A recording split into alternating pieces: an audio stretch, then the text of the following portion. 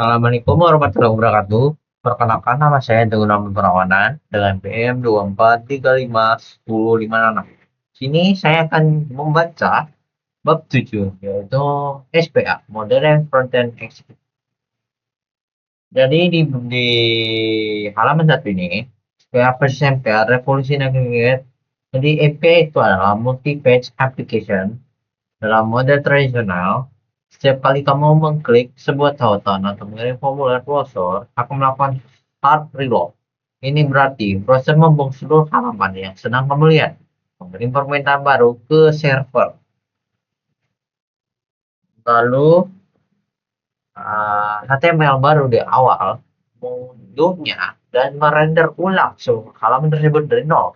Bayangkan ini seperti kamu sedang menonton TV. Tapi setiap kali kamu ingin mengganti saluran, kamu harus mematikan TV tersebut menggunakan mesin pendingin, menunggu mesinnya dingin, lalu menyalakan kembali.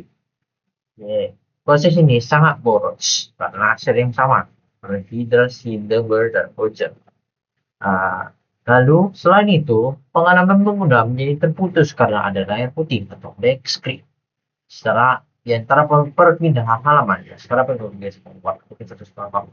Lalu lahirlah SPA, to Single Page Application SPA, yang dipopulerkan oleh framework seperti AngularJS, React, dan Vue dalam konteks konsep SPA. Aplikasi web hanya memuat satu file HTML tunggal. Tahap yang pertama, selain itu, navigasi antara halaman tidak lagi mencari browser, melainkan memanipulasi oleh JavaScript yang berjalan di sisi klien. Ketika kamu mengklik menu profil, JavaScript akan mencegah permintaan tersebut mengupload hanya data JSON yang diperlukan dari server, bukan HTML utuh, dan menukar konten di tengah layar secara instan. Header, footer, dan akses statis lainnya terdiam di tempatnya, perlu dibuat ulang. Lalu mekanisme ajaib di balik navigasi SPA ini disebut client-side routing atau CSL atau CSR.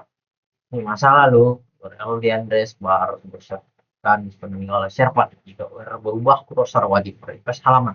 Namun, berkat HTML5 history, API push state, dan reverse state JavaScript, ini memiliki wewenang untuk memanipulasi URL tanpa mencari request halaman. Dimungkinkan SPA untuk tetap memiliki URL yang unik yang bisa digunakan secara link seperti markup form user 123. Meskipun secara teknis kemenangan masih berada di halaman fisik yang sama. Router sisi klien bertugas memantau perubahan URL. Ini dapat menentukan konten mana yang harus didampingi klien berdasarkan router yang aktif. Namun, SPH bukanlah solusi tanpa celah. Memiliki rangkaian trade-off yang harus dipertimbangkan matang oleh setiap tantangan terbesar SPA itu adalah initial load time yang cenderung lambat. Pada teknologi aplikasi JavaScript dalam harus di awal sebelum halaman bisa interaktif. Pengguna mungkin harus menata layar kosong atau loading spinner lebih lama dibandingkan MP yang HTML-nya sudah siap disaji dari server. Masalah ini sangat terasa perangkat load jaringan yang lambat, yaitu CEO atau Search Engine Optimization sempat menjadi mimpi buruk bagi SPA karena kamu masih mencari hulunya kesulitan menghitas konten yang tidak oleh jasa. Untuk menjawab kesenjangan antara performa MPA dan interaktivitas SPA arsitektur. Baik, yang lanjutkan yang digunakan oleh framework meta seperti Next.js atau mencoba menggabungkan terbaik dari kedua dunia. Halaman pertama dikirimkan halaman statis seperti MPA agar pasien mencari tenang dan pengguna langsung melihat konten. Kalau setelah dimuat, JavaScript mengambil alih kendali mengubah menjadi SPA interaktif. Lalu yang bagian 2, komponen Blade Executor Lago untuk web. Jika kita membeda cara developer membangun web di era jQuery 2010 ke bawah, kita akan menemukan pendekatan halaman per halaman. Developer akan menulis about HTML, kontak HTML, dan kolom HTML secara terpisah. Seringkali menyalin tabel copy paste. Kode navigasi putar di setiap file. Jika ada perubahan desain, pada tombol utama developer harus membuka 10 file berbeda dengan mengedit satu persatu. Dengan pendekatan yang sangat rapuh, sulit dirawat dan menganggap PC dry atau rapid yourself. CBA atau Component Based Architecture hadir untuk menarik klien ini mau di dasar pembukaan web dari halaman menjadi komponen. Filosofinya antar pengguna UI dipecah menjadi kotak-kotak kecil, jadi dapat digunakan kembali di sebuah komponen. Sebuah tombol ada komponen, sebuah folder input adalah komponen. Sebuah kartu profile ada komponen yang mungkin dari tombol gambar. Dengan cara ini, jika kamu mengubah warna tombol di seluruh aplikasi, kamu hanya mungkin ditentukan komponen tombol dan perubahan akan otomatis terrefleksi di ribuan tempat tombol ini digunakan.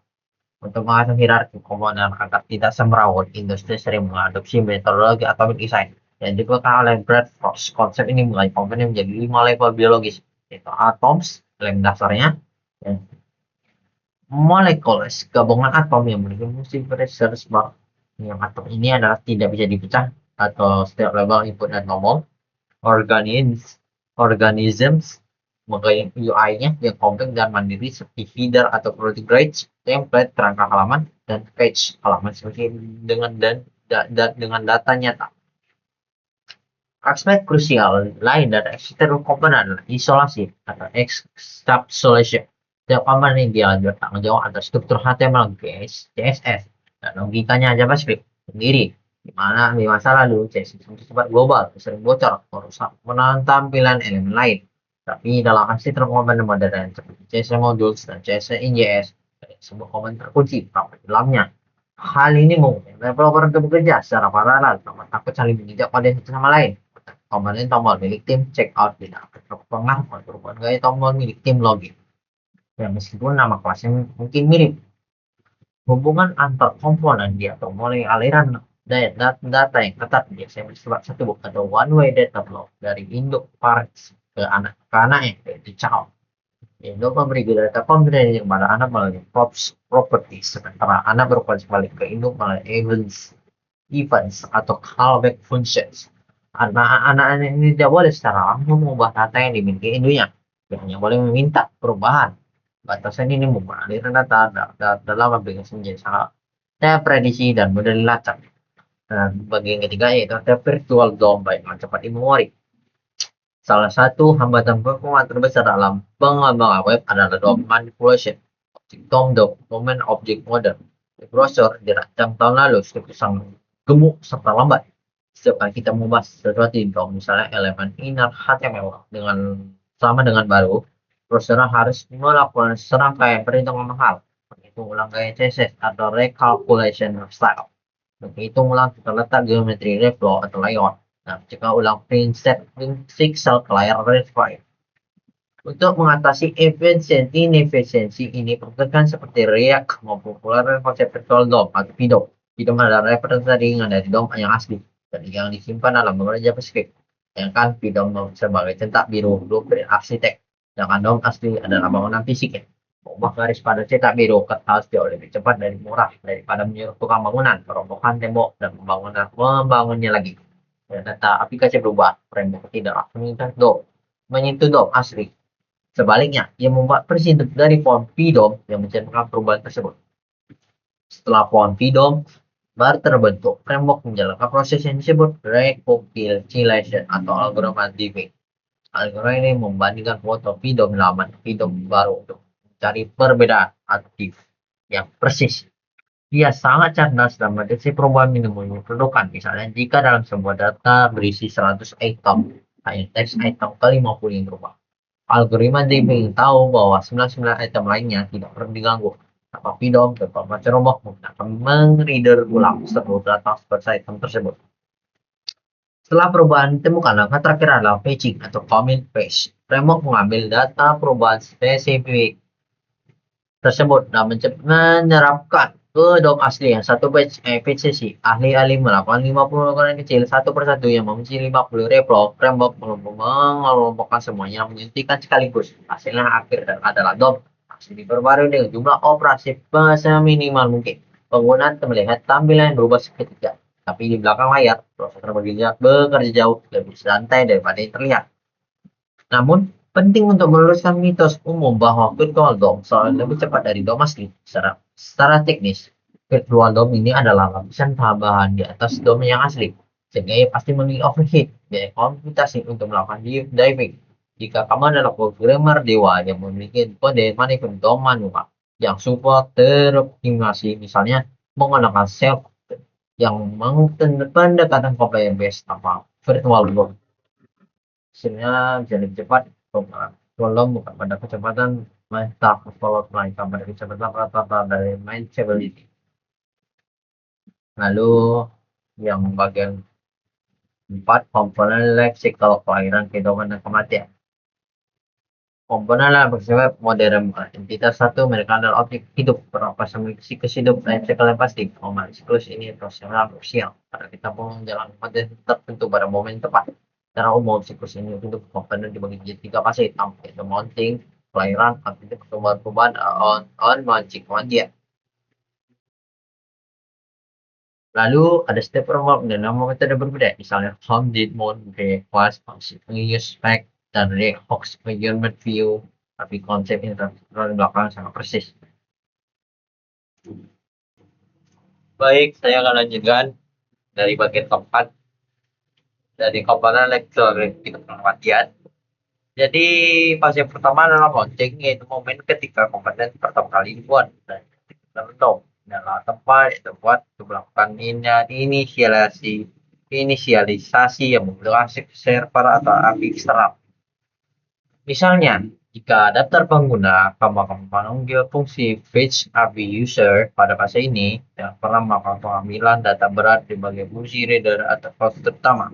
Karena itu bisa memblokir proses dari jaringan awal dan membuat API terasa lambat. Lalu yang kedua adalah updating, yaitu update. Jadi fase terpanjang lah itu komponen adalah fase ini terjadi beberapa kali setiap kali ada perubahan pada props atau data dari induk atau stage data internalnya. Ketika pengguna mengetik di kolom pencarian atau server mengirim notifikasi baru, komponen mendeteksi perubahan di data dalam melakukan reader ulang atau reader untuk memperoleh tampilan. Di fase ini kita sangat berhati-hati kesalahan pemula membuat state yang di dalam metode update tanpa kondisi pengecekan yang memicu reader ulang, coba update lagi mencegah infinity loop yang membutuhkan browser pengguna. Dan yang terakhir, fase terakhir atau unmisting, momen ketika komponen dihapus dari DOM pada pengguna berpindah halaman atau elemen tersebut disembunyikan. Ini adalah fase bersih-bersih. Jika pada saat voting kamu membuat timer set interval berangkat dari web socket atau menambahkan event external manual object window, kamu wajib membersihkan fase on-noting. Jika tidak, proses tersebut akan terus berjalan dekat terbelakang, memakai memori komputer memori leak bahkan setelah komponen hilang dari layar. Penemukan proses jam ini adalah penyebab utama aplikasi SEPA menjadi semakin lambat lagi. Lalu untuk mengecek komponen life cycle, berarti kita meningkatkan dari penuh atas waktu. Kita tahu kapan harus meminta data, kapan harus merespon pengguna, dan kapan harus berhenti bekerja. Dalam perdagangan React hooks modern dan semua fase ini seringkali gabungan dalam suatu fungsi use effect dan elegan, namun membingungkan bagi pengguna. Bagian 5 yaitu deklaratif, imperatif, UI, memesan dan memasak. Jadi salah satu pengejaran meta terbesar beralih dari pengembang web jadul ke framework modern adalah perubahan paradigma dari imperatif ke deklaratif. Dalam penggunaan imperatif, how to do, kita fokus memberikan instruksi langkah demi langkah kepada komputer tentang cara mencapai hasil. Contohnya, jika kita menulis ambil elemen UL, buat elemen LI baru, isi teksnya tambahan kelas, lalu tampilkan anak terakhir dari UL. Pola imperatif sangat detail manual. Kita bertindak sebagai manador dan mengawasi setiap gerakan mikroskopis dari manipulasi doc. Pendekatan ini mudah dipahami untuk kasus sederhana, tapi menjadi mimpi unmanageable saat akses semakin kompleks. Sebaliknya dari deklaratif ini, yaitu buat 7, fokus pada mendeskripsikan hasil yang diinginkan dan memberikan sistem kebaliknya memikirkan cara mencapai. Analoginya yaitu paling mudah adalah perbedaan antara memasak sendiri dan memesan makanan di restoran. Saat memasak, kamu harus memotong bawang, menyalakan kompor, dan mengaduk saat memesan. Kamu hanya lalu untuk yang memesan, kamu hanya bisa bilang ke pelayan, saya mau soto satu. Kamu tidak peduli bagaimana koki memotong bawang atau mengatur api. Kamu hanya peduli hasil akhirnya. Keunggulan utama yaitu penindakan deklaratif adalah predictability, keterprediksian. Karena UI didirikan sebagai fungsi dari state UF state. Kita bisa dengan mudah menebak tampilan aplikasi hanya dengan melihat datanya. Tidak ada lagi bug aneh dalam di mana tombol submit tinggal dalam keadaan disable pada formulir. Tidak valid karena kita tidak memanipulasi tombol itu secara manual. Tombol itu hanya bereaksi terhadap state inform valid. Paradigmanya, deklaratif juga membuat kode jauh lebih mudah dibaca dan didebug. Dalam kode imperatif untuk mulai apa yang terjadi. Kita meneruskan alur eksekusi baris per baris. Nah, dia ke sini lah, diubah ini. Dalam kode deklaratif, kita hanya perlu membacakan thread atau fungsi reader untuk mengenai peta dan UI. Untuk bagian kelima, integrasi bisa membangun umat dan siklus kehidupan. Konsepnya itu komponen base executor adalah pengembangan antarmuka pada terminal dan konsep ukhuwah dalam persatuan umat ke umat dalam Islam. Rasulullah bersabda, perubahan orang-orang mukmin bukan adalah hal saling mencintai, menyayangi dan mengasihi bagian satu tubuh. Hadis riwayat Bukhari dan Muslim. Karena kata view, sebuah aplikasi besar bangun dari komponen kecil atau atom yang berdiri sendiri, sering bekerja sama membentuk satu kesatuan fungsi. Jadi mekanisme bercontoh dalam algoritma reconciliation Anda akan mengajar kita tentang pentingnya muhasabah evaluasi diri betul dalam bukan keadaan ideal dari tampilan membandingkan dengan real dog keadaan saat ini untuk menemukan perbedaan divide dan hanya memperbaiki bagian yang salah tak merombak semuanya. Jadi ya konsep yang terakhir ini single CPA yang mereka mengalami stimulus tanpa reload halaman sifat istiqomah meskipun penggunaan berpindah fitur rutin aplikasi telah terjaga dari satu sisi untuk tak terputus seorang mukmin istiqomah ada mereka yang imannya stabil dan tidak reload terus sekali hidup menghadapi masalah baru saja dan ya untuk memilih topik Hidayah. Assalamualaikum warahmatullahi wabarakatuh.